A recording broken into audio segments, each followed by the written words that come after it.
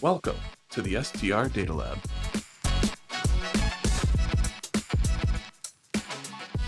Hello and welcome to the STR Data Lab. I'm Jamie Lane, Chief Economist at AirDNA.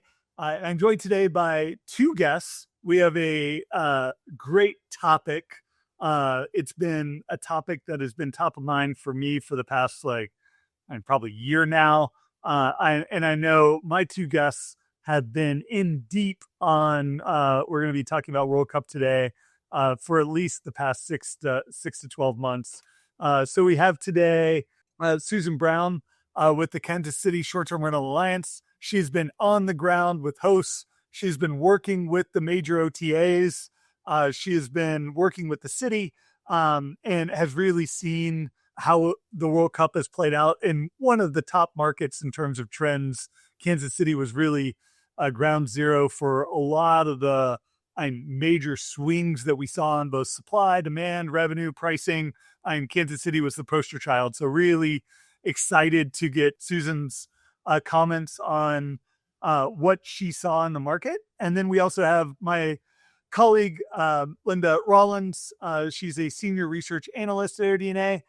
And she has been the one digging into the numbers, updating our dashboards, talking with the press, feeding them the numbers every week for the past 6 months since we launched the blog.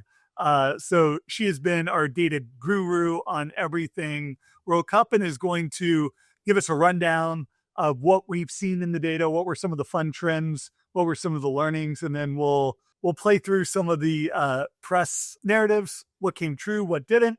But really excited, and thank you guys for both joining me to talk World Cup and maybe finally put the World Cup to bed. Maybe this gives me the closure I've needed now that the game's done. We saw an exciting Spain win. I know after watching that game, I was excited that Argentina didn't take it again, but interested in you guys' thoughts on the outcome as well. So Susan, welcome. Hi, Jamie. Thanks for having me, and nice to see you too, Linda. So, Susan, I want to start with you because you really picked up the effort from the beginning. Kansas City was out in front with host meetups, working with the OTAs, doing training on getting hosts ready to be prepared for the World Cup. You were hearing the predictions and hundreds of thousands of visitors. You guys were able to get special permits for for hundreds of rentals to be added. You just give me a rundown of what was the pre-World Cup environment in Kansas City? What were your expectations going in? What were the media expectations going in? And then we'll talk a bit later about what actually happened. Sure. It was, I think we all became a little bit alarmed when we heard that number of 650,000 people descending on Kansas City. And we only had 65,000 hotel rooms within a 100-mile radius.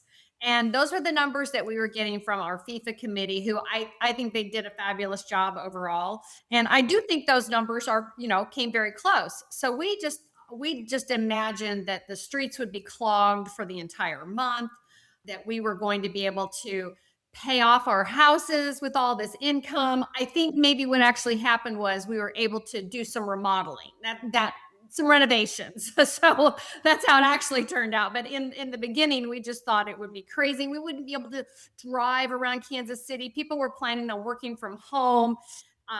It was just all out. So and you're right. We were just trying to get prepared for Armageddon. Yeah. And then, we were tracking the data and obviously Kansas City was one of the least lodging supplied cities across all the markets. So there was a worry of, could Kansas City accommodate all the visitors that were going to be coming in? And what did you hear from the OTAs? What were they telling you in terms of what their number of listings they wanted to bring on, and new hosts being generated? Because it was a push from everyone to get more people online, right? It was. I think those numbers scared everybody because we had the cities. So Perkville was the first small suburb that said, we're waiving all of our requirements, just open up. Then Kansas City said, we're expanding our ordinance. And then we had all the cities, several dozen of our different municipalities did that. And then Airbnb came along and they offered the $750 to open up your home. I never did hear any targeted numbers from them, but I did meet with the city yesterday. And what was interesting was they got almost 400 new those temporary permits. And previous to that, this time last year, we only had close to 550 total short-term rentals in Kansas City, Missouri proper. So we really did our job of expanding that supply between, like you said, between all of us. Our hosting crash course, which we developed because we've had some issues. We're heavily regulated here because of some naughtiness and some, people not knowing what they're doing. So we really wanted to professionalize this group. We wanted to be able to help not only for this event, but also for future events. So that hosting crash course, we did 2 of those in partnership with the city, and it really improved our relationships with the city of Kansas City. And I think it really helped bring on a lot of these hosts, and they did it in a responsible way. We heard virtually no problems whatsoever. Oh, that's awesome. One, that you were able to work with the city, work with the OTAs towards a common goal of like, hey, we need more supply. How do we do it? Then develop the course, launch the course, and get all those companies to help support and doing that. And what did you hear from hosts in the lead up? Like, was it that and they were excited about hosting, they needed to know and what to do, that they'd never thought about it? Like, what was the general excitement there or concern around getting into the hosting game? So, first of all, they were enticed by the money they were being told in the media, whether that was, and that did not turn out to be quite as lucrative as they thought would be. But I think that was a lot of their, they wanted to participate. And I think the city also recognized they got criticized for the NFL draft because it really didn't boost the local economy just right around where the draft was held.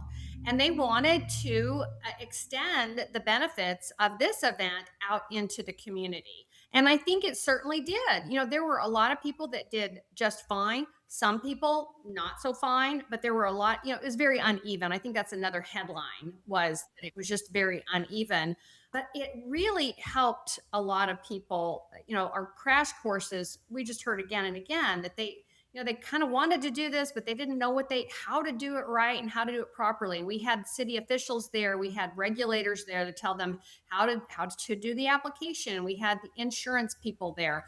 I think it was great. So before I get into Linda and sort of talking about the results and what we saw, like, how did you get to the point of leading the alliance, and running point across all this? Like, what were sort of the events that sort of led you to not only get here, but want to take on this responsibility? Okay, so I didn't want to do this, Jamie. Okay, I didn't want to do this. But we were facing a ban in the city of Kansas City, Missouri, and so we got involved. We were totally politically naive. We didn't know what we were doing. We got involved at the very last minute, and we were able to get a core group of our homes grandfathered in, so we could still have some homes in Kansas City, Missouri that are separate, that's not your primary residence. So you can still get a new license in Kansas City, Missouri if it's your primary residence. So we got grandfathered in, and then we just started meeting because we realized that we were going to have to defend ourselves forever, just like every industry. The hotels have their association. Every industry group has to have a good association, so you can defend yourselves, get prepared for this sort of thing. So that's how I got involved, out of necessity, trying to stay alive. That's great. And it is, and I'm sure, and has been a ton of work, but I think the media coverage, the positive view on hosting of being able to open up a city, be able to accommodate more people through expanding supply through short-term rentals in a way that just like might not have been able to have been done in the same way without the short-term rental industry. I think Kansas City was an awesome example of like how a city can really take on that responsibility and it actually work out really well in the eyes of the industry, the city, and even opening up Kansas City. And you guys hosted some incredible games with some top tier teams that probably brought people to Kansas City that never would have even heard about it before.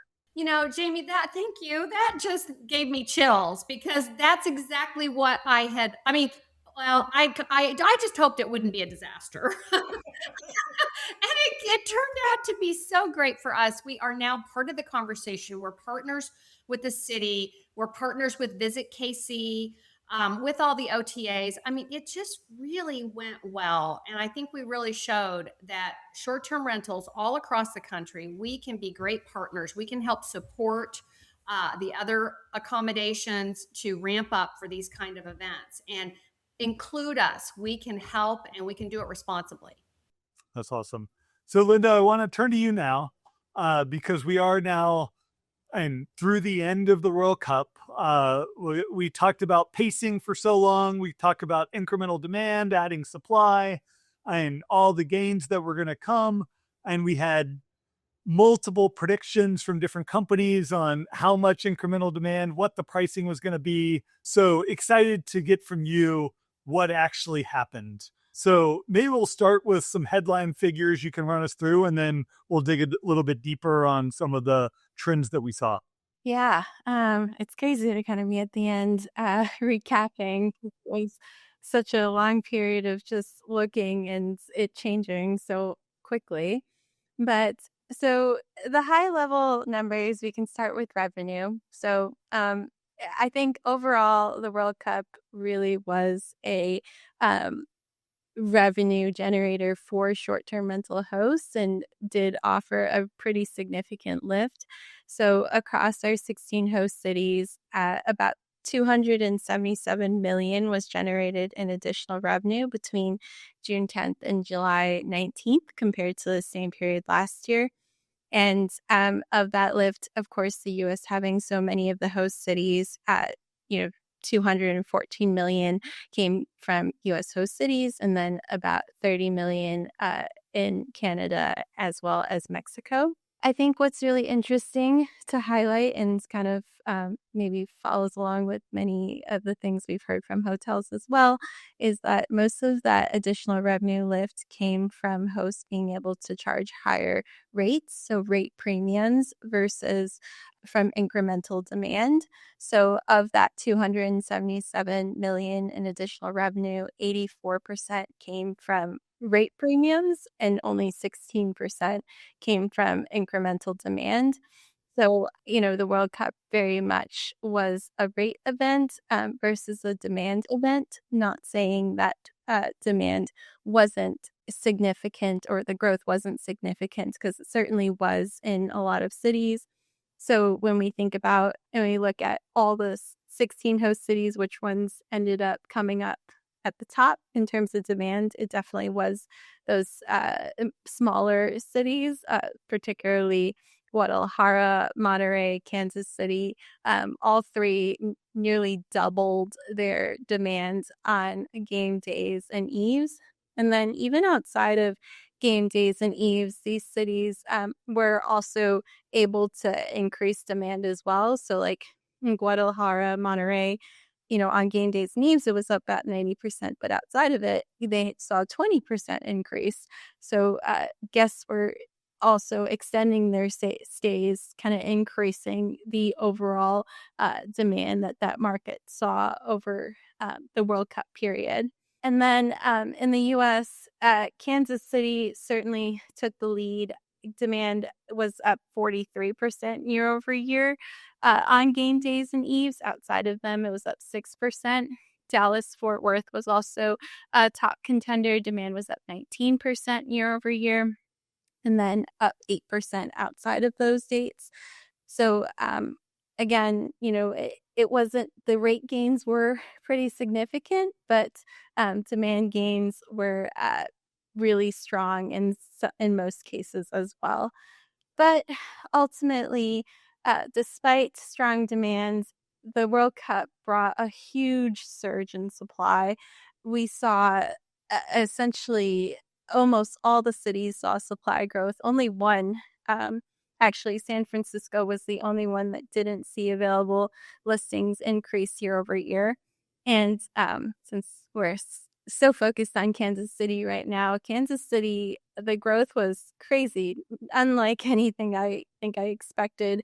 Available listings in that city increased 80% year over year for the month of June. So we went from about a little over 3,000 listings last year to almost 6,000 this June.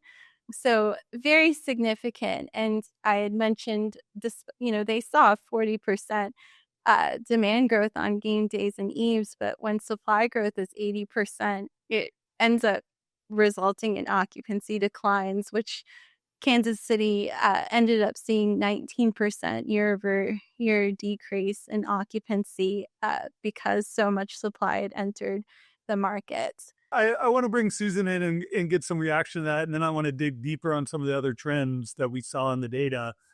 But I think that does align with and what we've seen with prior events, that they end up being rate events more than demand events in terms of, especially during peak season. Like if you're going to add more demand, like you got to add more supply, and only those markets that added a lot of supply and were actually able to incrementally increase the number of guests that were being accommodated during those peak nights. But unfortunately, the World Cup wasn't every night, and the supply comes on in chunks. People make their listing available during the entirety of the World Cup. And then if the majority of demand only comes on during game night and game night eves, that means that an overall market maybe looks a little bit weaker in terms of overall occupancy. And that, and you do, and we did see quite a bit of maybe negative press coming out of like hosts that were maybe underwhelmed in terms of the overall demand. So Susan, I'm interested in how you dealt with that, talking about it with press. And obviously, occupancy is a very listing oriented thing of like, either I'm sold or I'm not in my listing. And if I'm not sold, I'm mad. If I am sold, like I maybe didn't sell it for as much as I hoped. And then we talked a lot about overall accommodated demand in a market, which was up, but no host cares about overall accommodated demand. They all only care about what's going on in their listing that they maybe spent money to get up and running to host for the World Cup. So how did you sort of explain it? How did you sort of think about bookings as they came in and the performance that happened in Kansas City? Well, it really came to a head, I would say, maybe 6 weeks out when we started to realize that this was going to be, the occupancy was going to be an issue. And the press did come back around and start asking, how is it going? And we maintain a Facebook page, and I would read through the feed. And again, it was so uneven. You'd see brand new people that were excited. They got a great booking or I'm booked for all 4 of the group stage matches. And then right immediately below that would be someone, I've got nothing. What am I doing wrong? Take a look at my listing. What's happening? So it was maddening because you couldn't really tell. I mean, I do think that if you were closer to the location, which for us was Kansas City Stadium, if you were closer to the stadium or to Fan Fest, if you were downtown, I think you did see it was a little bit more even. But man, it was very scary for a little bit there until we just a couple of days ahead. Then it did seem like we got kind of a flurry of those last minute bookings for group stage and for the later matches.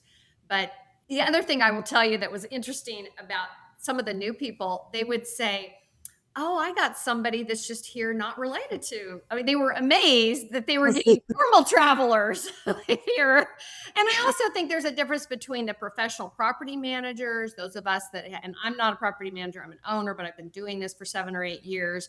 And between those and the new people, as a business owner, business is all about pivoting. It almost never turns out like you think it's going to turn out.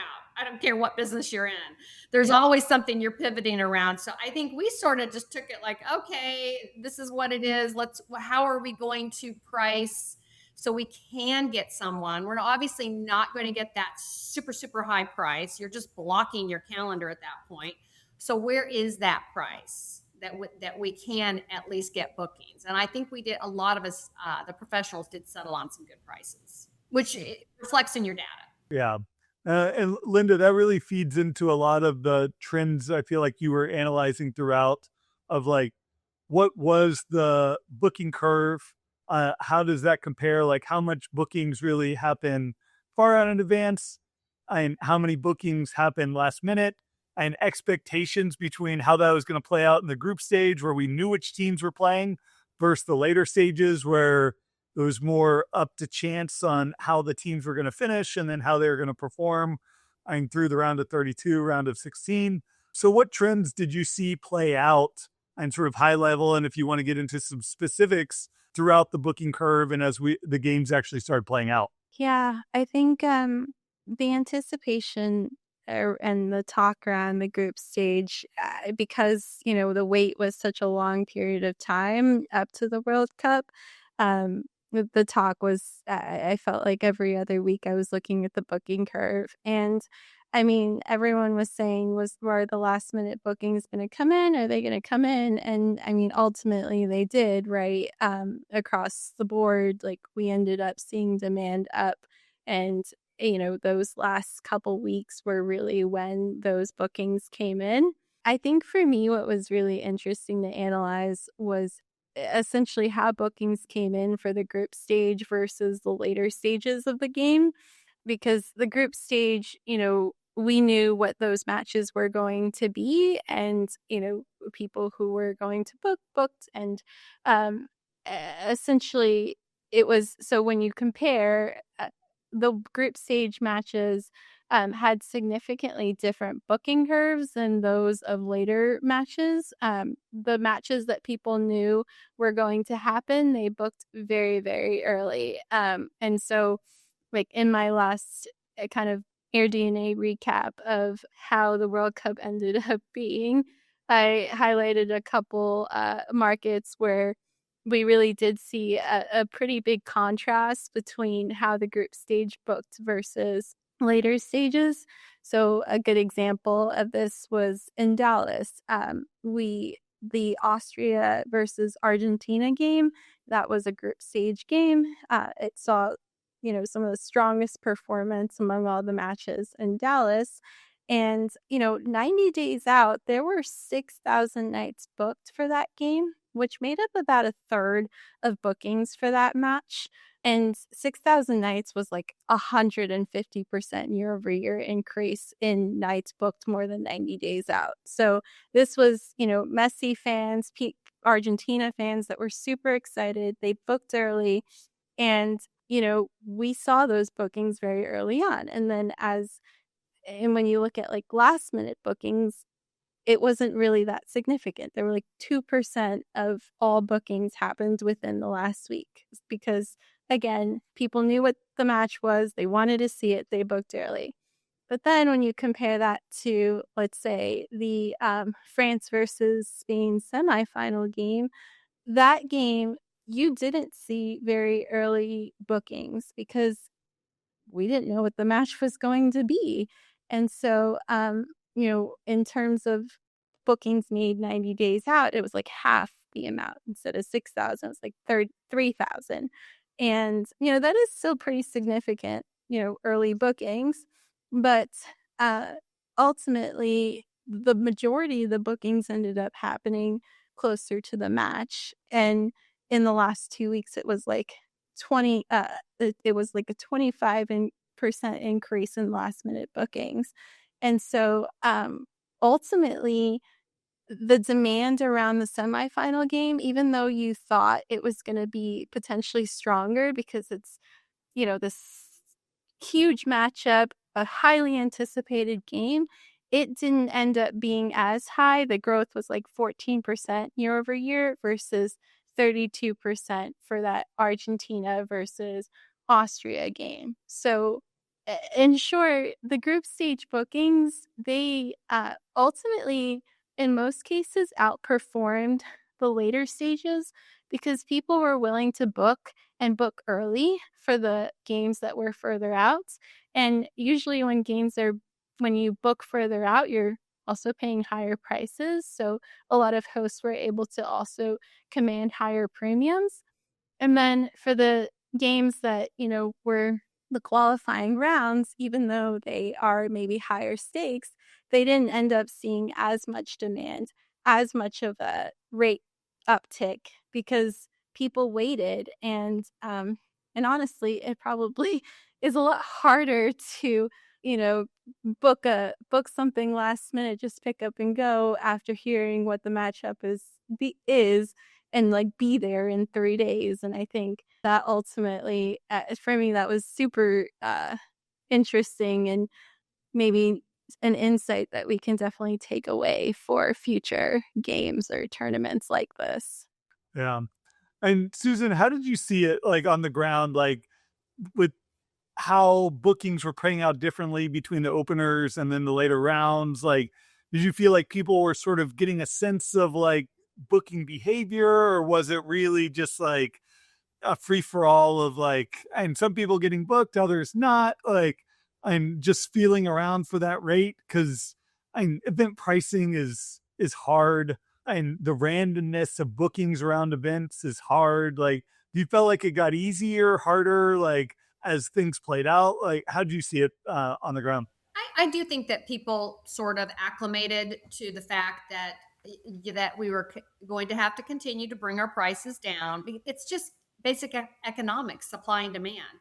And I do also remember during our hosting crash course, I don't remember which vendor it was, but one of them gave us a playbook and it said, if you're not booked by this date, you need to bring your prices down this much and then bring your prices down. I mean, they actually told us that this might happen. So this isn't unprecedented. It's just what happens in business, just trying to find that balance between that supply and demand. And to me, I look at it as the long game. I think it was really fabulous that our guests could stay here, could come see Kansas City and stay for an affordable price, didn't feel like they were being price gouged, and maybe they'll come again. Maybe they'll locate their business here. Maybe they will visit. Maybe they'll live here. So I think for us in the long term, it's really good. And the way Kansas City showed up on the world stage, it was just amazing. So Yeah.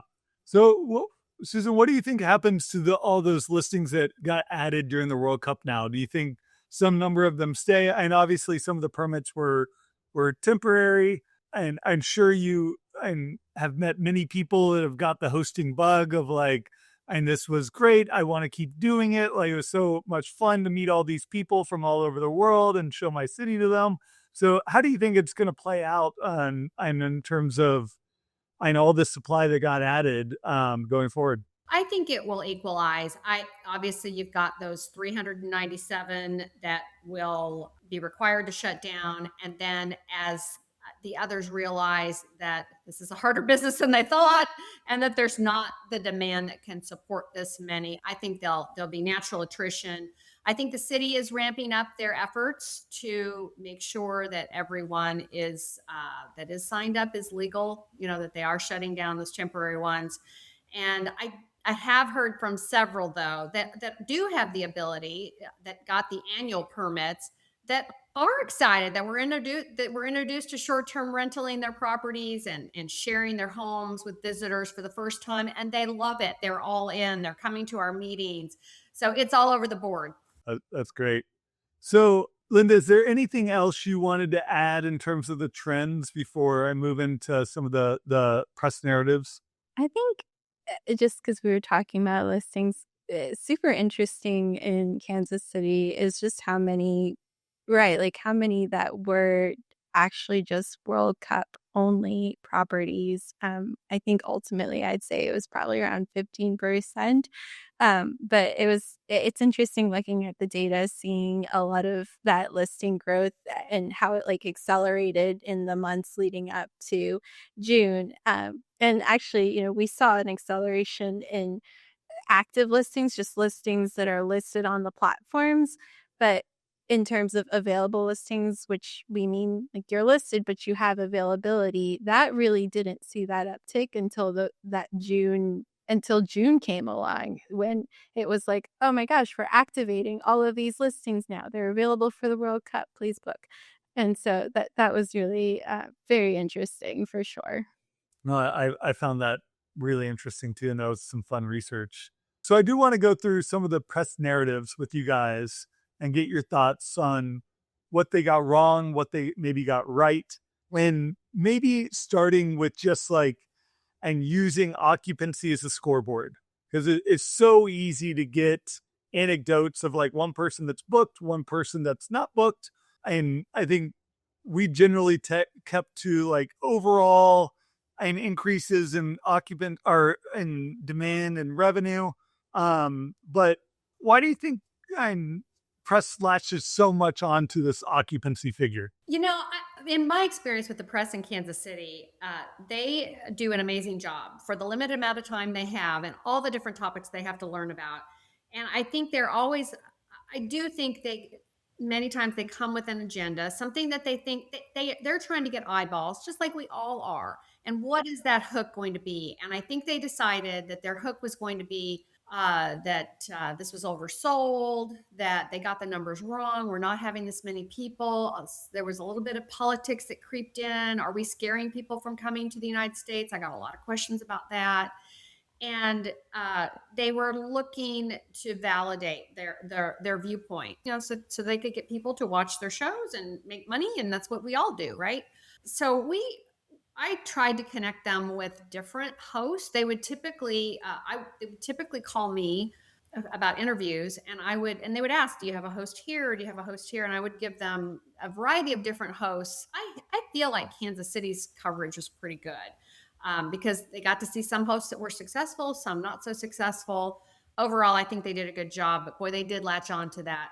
I think they were trying to really blame FIFA and our committee for saying, projecting too much. And I just don't know that actually turned out to be true. I heard we had about that many people in Kansas City. Yeah.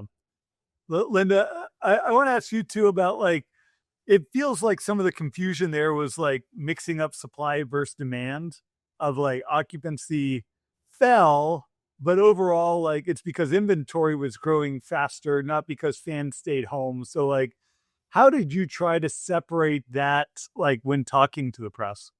I think, yeah, very much just saying, hey, I remember not actually right when we wrapped up, I talked to someone in, I believe it was Dallas, but the idea that like, no, demand held up, demand delivered. It's not that demand didn't deliver. Let's just talk about that first. And if there wasn't this supply influx, I mean, hosts really would have seen really great occupancy growth. They saw great growth. That's still a positive. That's still a win for them.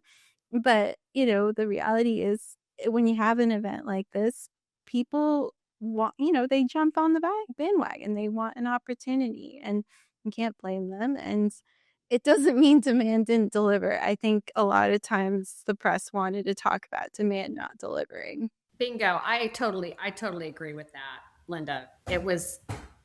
I struggled with how to explain that. I do think people are coming. You can see it in the demand numbers. There's just such an increase in supply.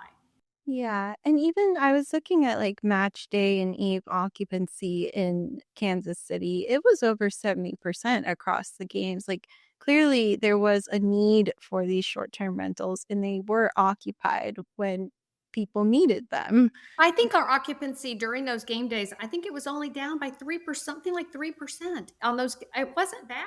So yeah. What about the other anecdotes? Because like it felt like the pricing anecdotes too got and crazy of like, oh, there's this one host that's charging $17,000 a night.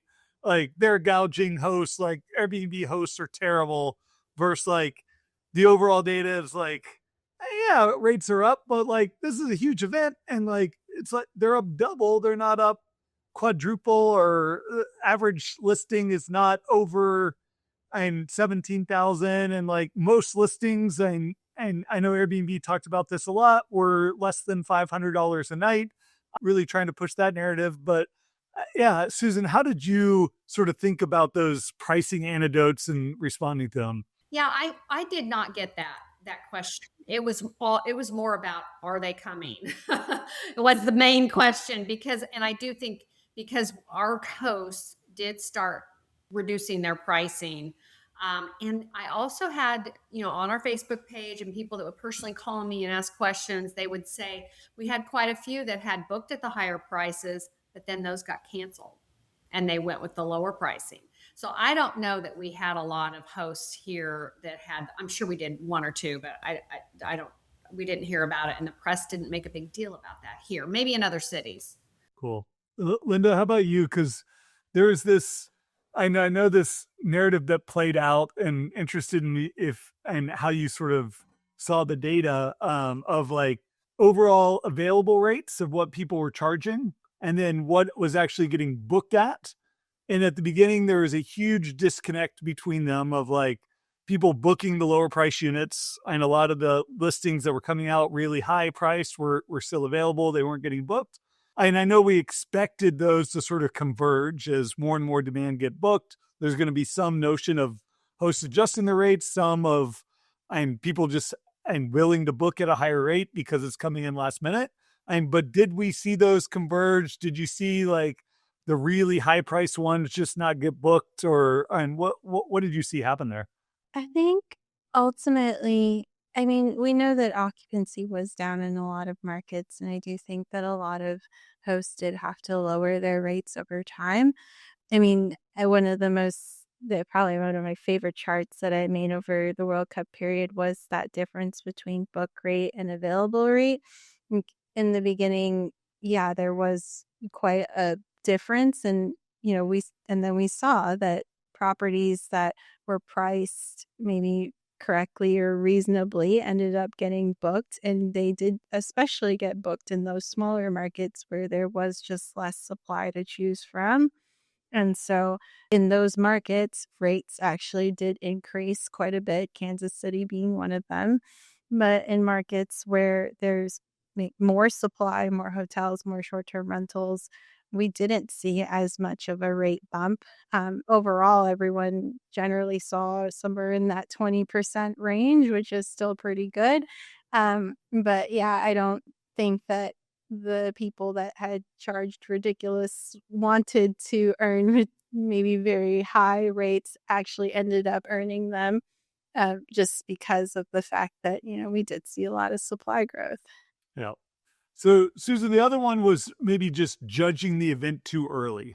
Like, and if we're going to go back and do this again, which I'm not saying we ever will, hopefully, maybe if you move to LA and you join us in talking to the media about the Olympics in 2028. But when do you think, was it not until the end that was really fair to judge what was going to happen? Like, when do you think, because like, and the bust coverage was like all over, like, and everyone loves a good bust to talk about, especially, and you can't pick, I feel like, a better groups to hate, Airbnb and FIFA, and marry those together. Like, it's like a media storm. So like, when do you think is the right time to judge whether this was a bust or a boom for the market? Boy, that reminds me of several interviews, and I was just thinking, and I even said to them, because they kept trying to get me to say, can you tell, are you able to tell if we're getting all these people or not? And I said, you're not going to be able to tell if we got all the people until we get all the people. It can't be done. What our bookings are not predictive of what's happening. Plus, here in Kansas City, and I don't know if this happened in other cities, we had a huge block of hotel rooms let go by FIFA very late in the game. I mean, they just flooded the market with hotel rooms that they were not using. There was quite a bit of controversy about that too. So yeah, you can't tell until the end. Yeah. So, Linda, what do you think the press got right? There was, I mean, this notion of like, and that supply was going to grow, and that new hosts were going to come in, and the tournament spread across 16 countries. There's and all this, and that's spreading out demand. There's also like all this worry about inbound demand, international demand, giving tariffs and just negative press towards the U.S. Do you have any? What's your sense of like what actually played out versus and what was just and maybe media scare tactics? I don't know. I'll be honest. I don't know how much bad press I personally had to deal with throughout the World Cup. I was, the the guru behind the data.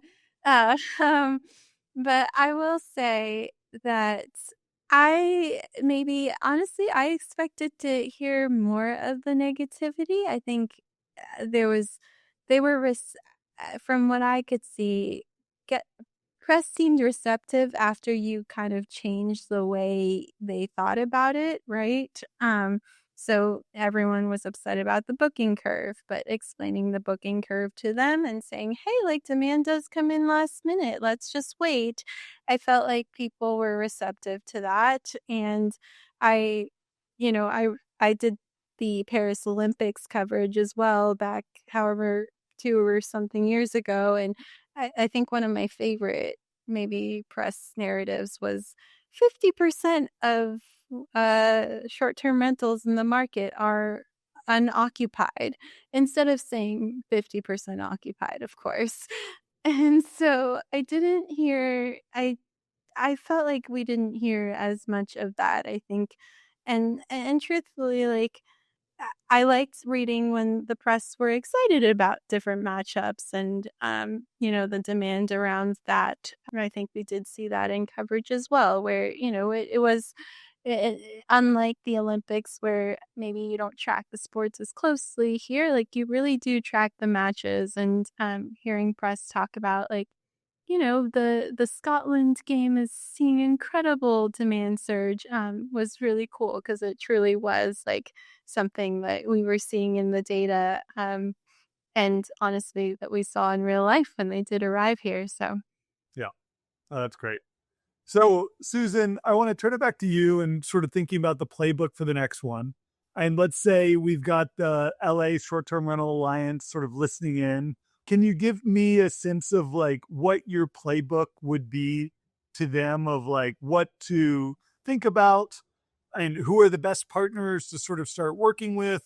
And what should they be thinking about now, sort of 2 years out for hosting a big event, or even if it's in another small city or smaller city like Kansas City, and you get picked to host this big event, like, and maybe they don't have an alliance or and aren't as organized, and what should they be thinking about? So it's most important for us that we continue to be responsible neighbors because nothing gets you shut down faster than that. So that was our priority, was how do we make this the best for the neighborhoods, and that those hosting crash courses were critical in training, partnering with the cities, not just Kansas City, but also the suburbs. We met with a ton of different city officials talking about it, letting them know what we were doing to make sure that the hosts were responsible and they knew what they were doing, the guests would be safe. Partnering with the OTAs. We had obviously Airbnb, but also Booking did some webinars for us. VRBO was there. They are all willing to come and talk to your people and your potential people, short-term rental hosts, and just take advantage of all of that. But get involved also politically. Talk to not only staff at those cities, but also the political leaders, because I think that was just the key to our success, just getting out and talking to everybody, partnering with everybody. And then, of course, for us, it was Visit KC, those DMOs that are in your area as well. Linda, when you think about maybe and pricing for hosts. And I know you've been digging in now more and more on pricing strategy, pricing trends. Like, what would you suggest to a host sort of pricing out 90 days in advance versus the last 30? Like, thinking through of like what we saw play out, what we've seen play out in other major events. Like, and I know you're a host, like you're pricing your unit on every given day. Like, seeing this play out, would this materially change your strategy going into a big event like this? Yeah, definitely. I think the question, I think a lot of it will be knowing your market, understanding, if I'm in Kansas City, I understand that there's maybe more limited supply, and so I might be able to hold rates a little bit longer, but ultimately, like, I also have to be paying attention to if there's a lot of supply growth coming in, and if there, and kind of paying, and as we get closer, and I think it's hard to know, like, when close is, like, when is that period in time in which I need to lower my rates. And I will say, looking at the booking curves, especially of later stage matches, it very much was like, demand didn't come in till the very last minute. It very much was, for that final game, and those semifinal games, once those matches got determined, that's when those bookings happen. And it can be hard to, you know, I guess, you're 3 days out from the match. Am I supposed to hold rate or not? And I mean, my advice to you is use a pricing tool. That's really, all I've got. At least to at least understand what percentage is your market booked at. Because if it's 80%, hold that price. But if it's 20%, you definitely gotta think about it and maybe lower that rate. So I don't know. I know that if there was a World Cup coming into my town, I probably would be looking at those booking curves very, very, very closely. And I want to leave the final question to you, Susan, of like and you got to advise a lot of hosts pre-event. You got to talk with a lot of hosts during the event. What would your advice be to maybe now a future host finding this podcast, thinking about hosting during a major event? Like, what to think about? What are the pros? What are the cons? What are the things you might get into that you might not have otherwise thought of? I'm now with hindsight. I would just advise them to be conservative on how much they spend on renovations to their homes. I do feel like I heard from some people that may have spent a little bit too much and didn't quite make their investment back. I heard others that did fine, but I would be very conservative in what you're doing. I would think about your own lifestyle. Do you really want to pick up? I think the people that had the hardest time were the ones that left their home, went somewhere else to rent out their own home. And boy, if that didn't work out for you, that was a lot of disruption. So you might want to think twice about doing that. But if you have an area in your home where you can continue to live there and maybe rent out the basement or something, or the bottom level, something like that. But I think the number one thing is just to maybe be a little bit more conservative about what you're putting into it. Yeah, no, I think that's great advice. I know when we were out at the host tours, and Linda, you were out in Kansas City, and we had our calculator on what people could earn. I think one of the biggest feedbacks we got was like, "That's it."